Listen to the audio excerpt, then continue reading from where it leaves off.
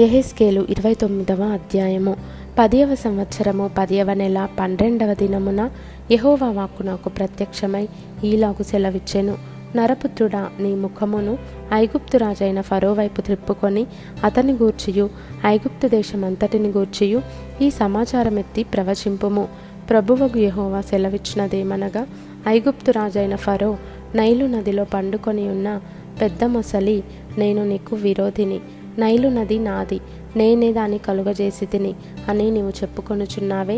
నేను నీ దవడలకు గాలములు తగిలించి నీ నదులలోనున్న చేపలను నీ పొలుసులకు అంటజేసి నైలులో నుండి నిన్నును నీ పొలుసులకు అంటిన నైలు చేపలన్నిటినీ బయటికి లాగెదను. నిన్నును నైలు నది చేపలన్నిటినీ అరణ్యంలో పారబోసెదను. ఎత్తువాడును కూర్చువాడును లేక నీవు తెరపనేల మీద పడుదువు. అడవి మృగములకును ఆకాశ పక్షులకును ఆహారముగా నిచ్చేదను. అప్పుడు నేను యెహోవానయున్నానని ఐగుప్తీయులందరూ తెలుసుకొందురు. ఐగుప్తు ఇశ్రాయేలీయులకు రెల్లు పుల్ల వంటి చేతికర్ర ఆయెను. వారు నిన్ను చేత పట్టుకొనినప్పుడు నీవు విరిగిపోయి వారి ప్రక్కలలో గుచ్చుకొంటివి. వారు నీ మీద ఆనుకొనగా నీవు విరిగిపోయి వారి నడుములు విరిగిపోవుటకు కారణమైతివి.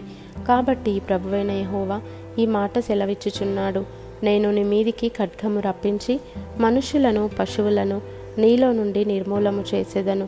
ఐగుప్తు దేశము నిర్మానుష్యమై పాడుగా ఉండును. అప్పుడు నేను యెహోవానై ఉన్నానని వారు తెలుసుకొందురు.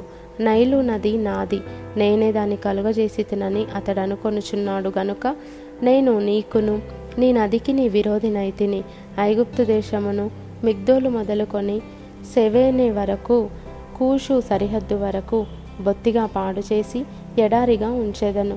దానిలో మనుషులు సంచరించరు, పశువులు తిరుగవు. 40 సంవత్సరములు అది నిర్నివాసముగా ఉండును. నిర్మానుష్యముగానున్న దేశముల మధ్యను ఐగుప్తు దేశమును పాడగునట్టుగా చేసేదను. పాడైపోయిన పట్టణముల మధ్యను దాని పట్టణములు 40 సంవత్సరములు పాడైయుండును. ఐగుప్తీయులను జనములలోనికి చెదరగొట్టుదును, ఆయా దేశములకు వారిని వెళ్ళగొట్టుదును. ప్రభువైన యెహోవా ఈ మాట సెలవిచ్చుచున్నాడు, 40 సంవత్సరములు జరిగిన తరువాత ఐగుప్తీయులు చెదరిపోయిన జనులలో నుండి నేను వారిని సమకూర్చెదను. చెరలో నుండి వారిని తోడుకొని పత్రోసు అను వారి స్వదేశములోనికి వారిని మరలా రప్పించెదను. అక్కడ వారు హీనమైన యొక్క రాజ్యముగా ఉందురు. వారికను జనముల మీద అతిశయపడకుండునట్లు రాజ్యములన్నిటిలో వారు హీనమైన రాజ్యముగా ఉందురు. వారు ఇక రాష్ట్రముల మీద ప్రభుత్వము చేయకుండునట్లు నేను వారిని తగ్గించెదను. ఇశ్రాయేలీయులు తాము చేసిన దోషము మనస్సునకు తెచ్చుకొని వారి తట్టు తిరిగిన ఎడల ఐగుప్తీయులు ఇక వారికి ఆధారముగా ఉండరు. అప్పుడు నేను ప్రభువైన యెహోవానయున్నానని వారు తెలుసుకొందురు. 27వ సంవత్సరము 1వ నెల 1వ దినమున యెహోవా వాక్కు నాకు ప్రత్యక్షమై ఈలాగు సెలవిచ్చెను. నరపుత్రుడా, తూరు పట్టణము మీద బబులోను రాజైన నెబుకద్రెజరు తన సైన్యము చేత బహు ఆయాసకరమైన పని చేయించెను. వారందరి తలలు బోడివాయెను, అందరి భుజములు కొట్టుకొని పోయెను. అయినను తూరు పట్టణము మీద అతడు చేసిన కష్టమును బట్టి అతనికైనను అతని సైన్యమునకైనను కూలి ఎంత మాత్రమును దొరకకపోయెను.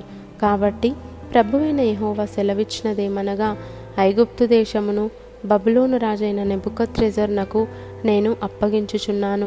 అతడు దాని ఆస్తిని పట్టుకొని దాని సొమ్మును దోచుకొని కొల్లపెట్టును. అది అతని సైన్యమునకు జీతమగును. తూరు పట్టణము మీద అతడు చేసినది నా నిమిత్తమే చేసెను గనుక అందుకు బహుమానముగా దానిని అప్పగించుచున్నాను. ఇదే యెహోవా వాక్కు. ఆ దినమందు నేను ఇశ్రాయేలీయుల కొమ్ము చిగిరింపజేసి వారిలో మాటలాడుటకు నీకు ధైర్యము కలుగజేసేదను. అప్పుడు నేను యెహోవానయున్నానని వారు తెలుసుకొందురు.